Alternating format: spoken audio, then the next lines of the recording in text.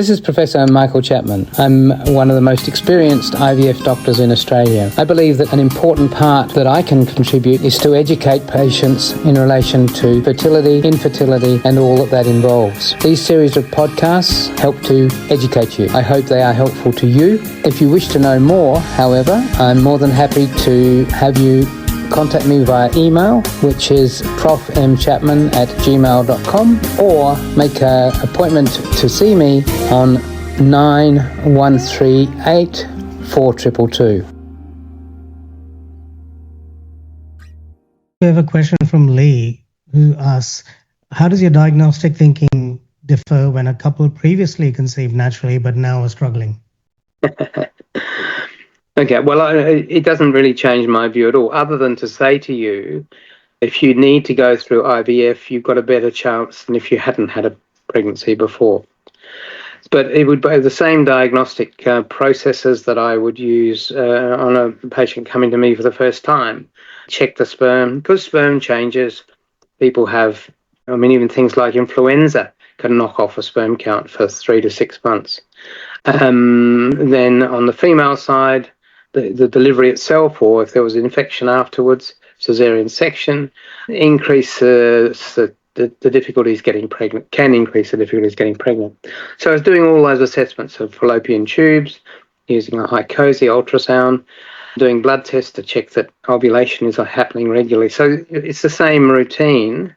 If we find a problem, then, as I was saying before, having been pregnant before improves your chances of conception if we end up having to have IVF. Assume euploid embryos are different from aneuploid embryos. Okay, yeah, right. Sorry, I've used that term. So a euploid embryo, euploid means normal. Right. Has the right number of chromosomes, has the right ploidy, like it's called the ploidy. And when there is an uneven number of chromosomes, so we're all born with 23 pairs of chromosomes. And when I talk about aneuploidy, what we're saying is perhaps there's only, so 23 pairs means there's 46 chromosomes.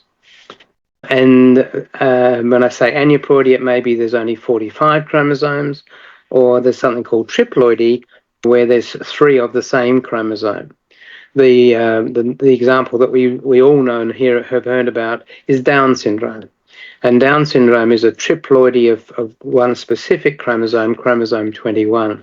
So if we were testing embryos and we found that embryo, that's an aneuploid embryo, and we wouldn't put it back. How do you balance the pursuit of higher egg numbers with the reality that quality, not quantity, determines outcome, especially in women over 38? That's actually a wrong statement. Quality and quality are not one or the other. Right. What we have is that as women get older, the quality of their eggs declines. The number of eggs in the ovary also declines. But the reality is that if you're 38 and you happen to produce 20 eggs, ultimately you've probably got a better chance of being pregnant than a 30-year-old where you only produce 2 eggs. So quantity is still important. It is a numbers game, and the more eggs you get, the more likely we're going to find an egg which has good quality. So egg numbers do make a difference, even whatever the age. And don't forget that you can access all the previous episodes by going to our website www.theivfjourney.com and select IVF Journey podcast from the navigation menu.